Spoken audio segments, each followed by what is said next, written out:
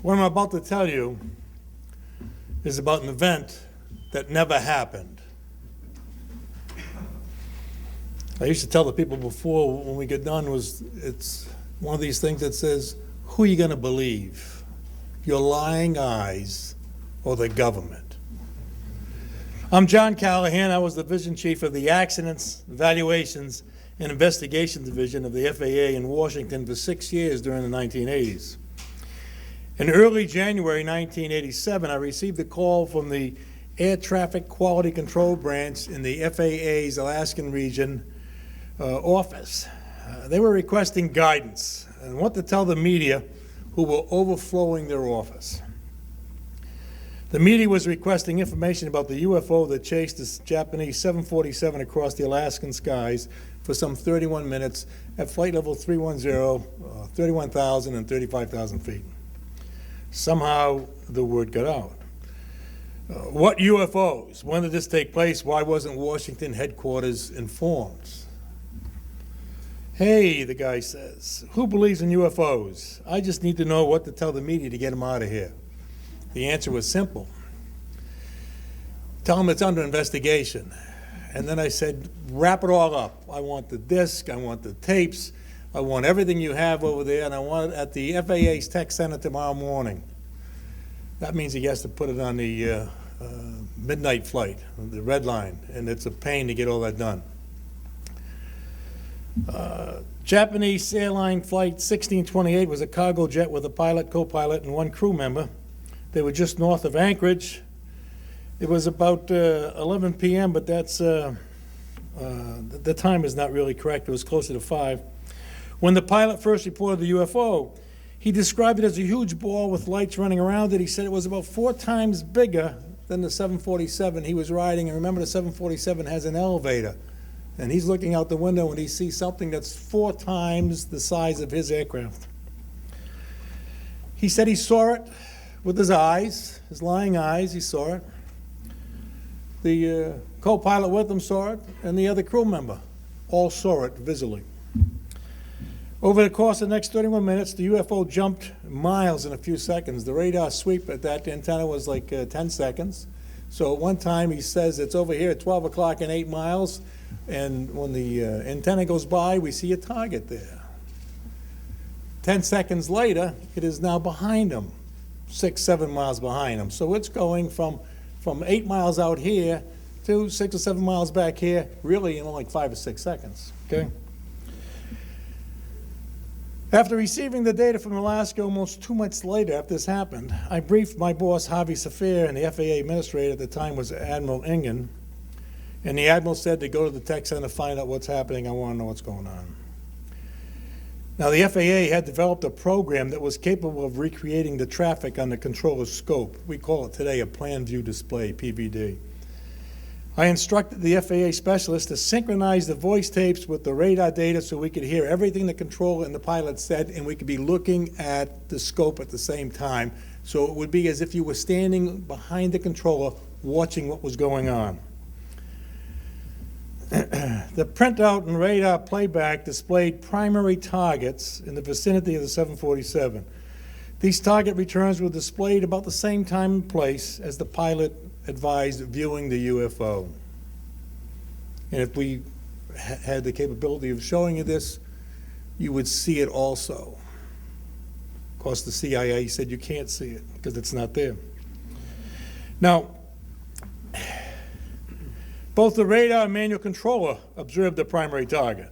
The military controllers also viewed the primary target on their radar, and they identified it as a double primary, a very large primary. The pilot and crew viewed the target on their radar, and they were also able to see the huge UFO out there with their own eyes.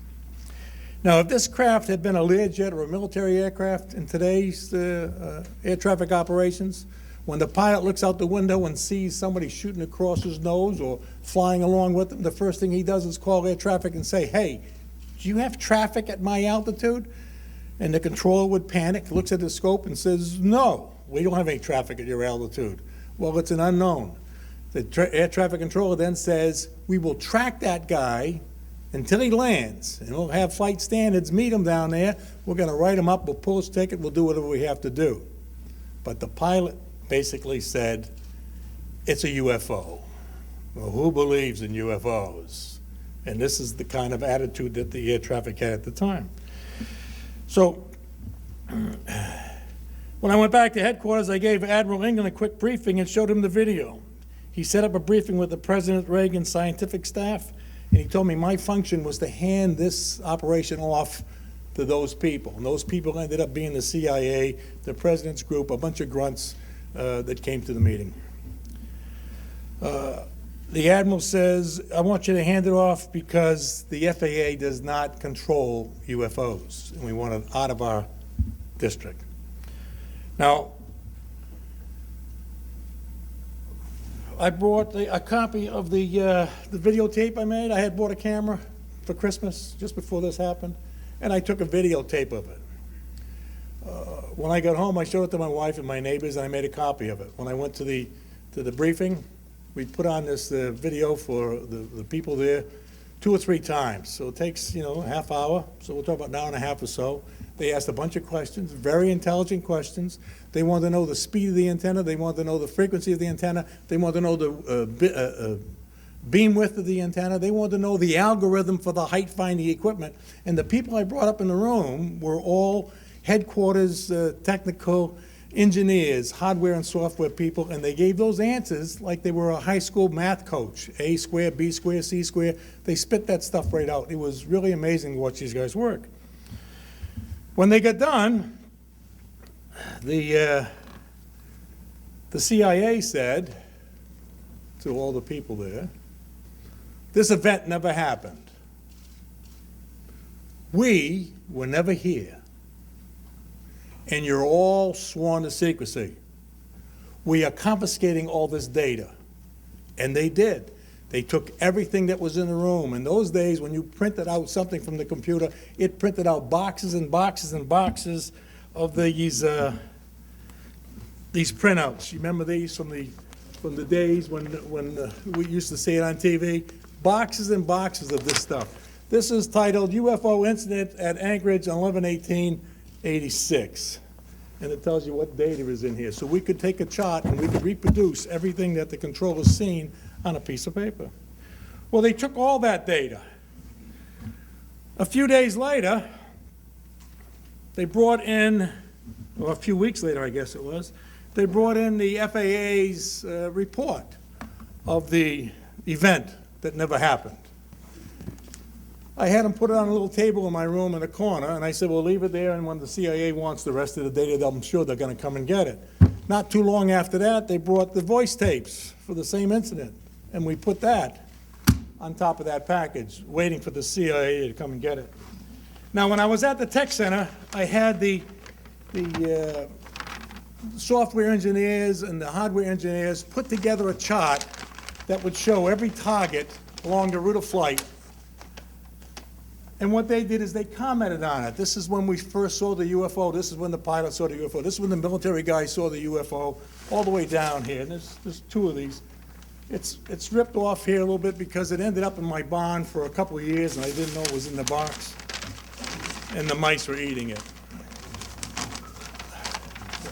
When I got done with this briefing, now we're talking to the engineers that build the air traffic control system, hardware and software.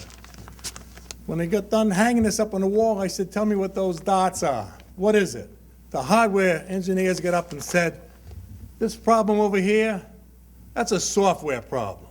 And this one over here, software problem. Every time, all the way down, it's a software problem. There's nothing wrong with our hardware system.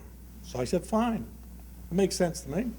So the software guy gets up, and he says, this target over here, that's a hardware problem. And this one here, a hardware problem. There was no software problems. And there was no hardware problems. Well, what do we have? If we don't have anything, do we have a target there or not? Well, one man got up and said, my religion forbids me to believe in UFOs. So I said, fine. I gave the briefing. They carried all the stuff. They took it out. This stuff stayed in my office for 2 years. When I left, one of the specialists came in a hurry to get me out. They packed up everything that was hanging there, all the stuff on the walls, and they put it in boxes and shipped it to my house. Today,